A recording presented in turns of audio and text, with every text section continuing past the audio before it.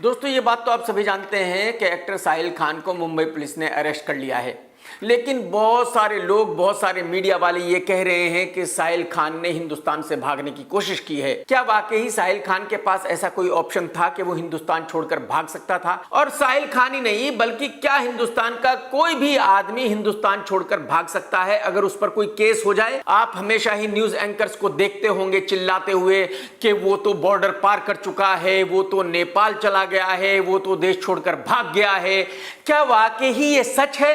अगर कोई आदमी हिंदुस्तान से नेपाल चला जाए तो इसका मतलब यह हुआ कि वो देश छोड़कर भाग गया है? एक्चुअली जितने भी रिपोर्टर्स हैं, एंकर्स हैं, ये सब 10वीं फेल हैं और यही वजह है कि इनको ये भी नहीं पता कि इनके एरिया का जो पुलिस स्टेशन है उसका क्या कानून है। इंटरनेशनल कानून की तो बात ही छोड़ दीजिए। और यही वजह है कि झूठ बोलते हैं, मक्कारी करते हैं, कुछ भी चिल्लाते हैं, कहते हैं बस वो तो नेपाल भाग गया, बस वो तो अब इंडिया छोड़कर भाग गया, अब तो कभी हाथ नहीं आएगा, खत्म। ये सारी डिटेल्स मैं आपको इस वीडियो में बताऊंगा, लेकिन हम पहले साहिल खान के केस को समझ लेते हैं। हिंदुस्तान की एजेंसियों को जांच करते करते पता चला कि जो महादेव ऐप के घोटालेबाज हैं उनसे भी साहिल खान के तार जुड़े हुए हैं, साहिल खान उनका भी पार्टनर है। और एजेंसियों के सामने ये सबूत आने के बाद साहिल खान के खिलाफ एफआईआर दर्ज हुआ। जिस दिन एफआईआर दर्ज हुआ था उसी दिन ये पक्का हो गया था कि मुंबई पुलिस साहिल खान को अरेस्ट करेगी एक ना एक दिन। तो साहिल खान उसी दिन से फरार था, बचता हुआ घूम रहा था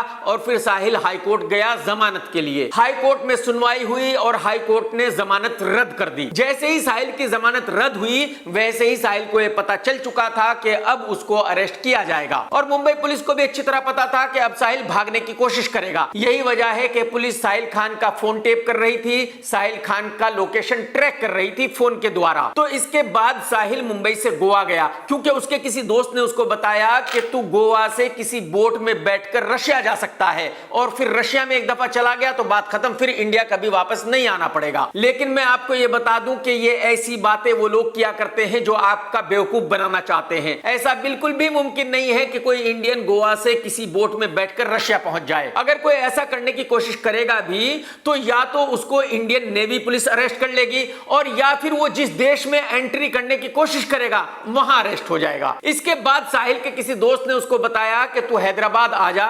हैदराबाद से फ्लाइट पकड़ के निकल जा। साहिल को यह भी अच्छी तरह पता था कि मुंबई पुलिस ने लुकआउट नोटिस निकाल दिया है, सारे एयरपोर्ट्स को इन्फॉर्म कर दिया है कि अगर वो किसी भी एयरपोर्ट पर आए तो उसको अरेस्ट कर लिया जाए। तो जाहिर सी बात है ये पॉसिबल नहीं था कि साहिल हैदराबाद के एयरपोर्ट से किसी बाहर के मुल्क में चला जाए। इसके बाद साहिल को उसके किसी दोस्त ने सजेशन दिया कि भाई साहब तू बाय रोड नेपाल चला जा या बर्मा चला जा और वहां से फ्लाइट पकड़ के निकल जा, बात खत्म। यही वजह है कि साहिल बाय रोड बिहार पहुंचा, बिहार से झारखंड पहुंचा और झारखंड के ऐसे ऐसे रास्तों से निकला भाई साहब जहां नक्सलाइट रहते हैं। नक्सलाइट किसी को भी किडनैप कर लेते हैं। और मैं आपको बता दूं कि इस पूरे टाइम मुंबई पुलिस साहिल का पीछा कर रही थी, साहिल का फोन ट्रैक कर रही थी, साहिल का लोकेशन भी ट्रैक कर रही थी। तो मुंबई पुलिस को अच्छी तरह पता था कि साहिल किस वक्त कहां है। साहिल रायपुर पहुंचा और रायपुर पहुंचने से पहले साहिल के किसी दोस्त ने उसके लिए होटल बुकिंग की। तो जब उसके दोस्त ने फोन पर साहिल को इन्फॉर्म किया कि ये होटल तेरे लिए बुक कर दिया गया है तो मुंबई पुलिस को उसी वक्त पता चल गया था कि साहिल इस होटल में चेक इन करने के लिए आएगा। साहिल के पहुंचने से पहले ही मुंबई पुलिस उस होटल में पहुंच चुकी थी और जैसे ही साहिल चेक इन काउंटर पर उस होटल में पहुंचा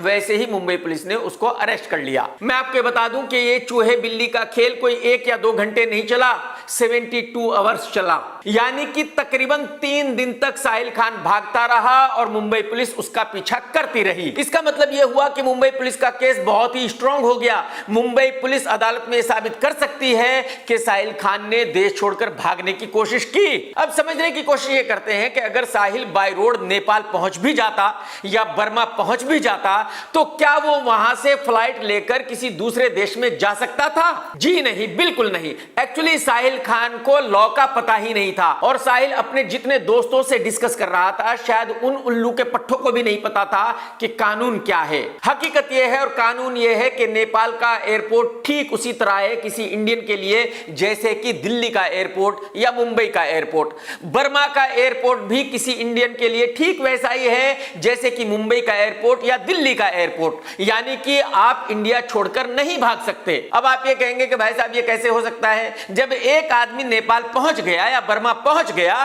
तो वहां से तो भाग ही सकता है। जी नहीं, बिल्कुल नहीं। एक्चुअली जो इंडियन गवर्नमेंट है उसने नेपाल और बर्मा के साथ ऐसी ट्रीटी की हुई है, ऐसा कानून पास किया हुआ है कि कोई भी हिंदुस्तानी वहां जाकर किसी दूसरे देश की फ्लाइट नहीं ले सकता। मैं आपको ये बता दूं कि यह कानून सिर्फ इंडियन के लिए है, किसी दूसरे देश के नागरिक के लिए नहीं है। किसी भी इंडियन नागरिक के लिए थर्ड कंट्री पॉलिसी अप्लाई होती है, यानी कि किसी भी थर्ड कंट्री में जाना अलाउ नहीं है। अब आप कहेंगे कि थर्ड कंट्री कैसे है? ये ऐसे है कि अगर कोई इंडियन दुबई में रहता है और दुबई से वो नेपाल जाता है तो उसको नेपाल से दुबई ही वापस आना पड़ेगा।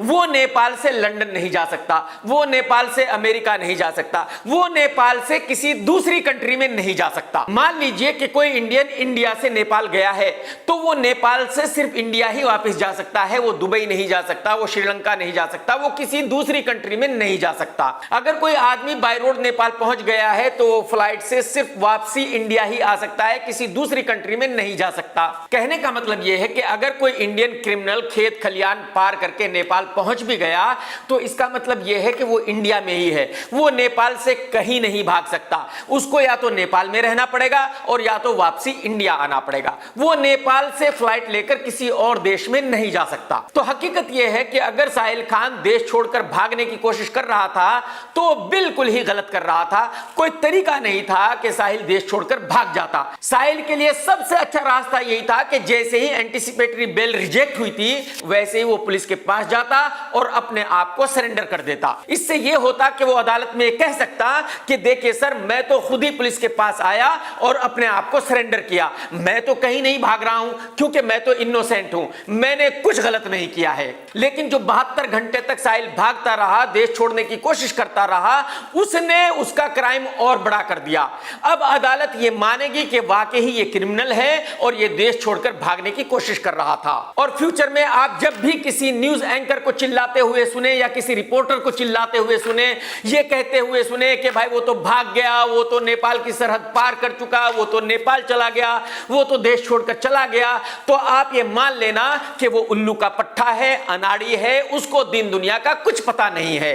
अगर वो नेपाल या बर्मा पहुंच जाता है तो आप ये समझिए कि वो दिल्ली पहुंच गया या लखनऊ पहुंच गया। इसका मतलब ये बिल्कुल भी नहीं है कि वो इंडिया छोड़कर भाग गया या वो इंडिया छोड़कर भागने में कामयाब हो जाएगा। दोस्तों, अगर आपने वीडियो देखा है तो लाइक करना तो बिल्कुल मत भूलना, और भाई साहब चैनल सब्सक्राइब कर लो यार, क्यों नहीं कर रहे हो भाई साहब, और कमेंट्स करके जरूर बताना कि आज का वीडियो आपको कैसा लगा। टेक केयर दोस्तों, tata bye bye, love you, जय हिंद, सत्यमेव जयते।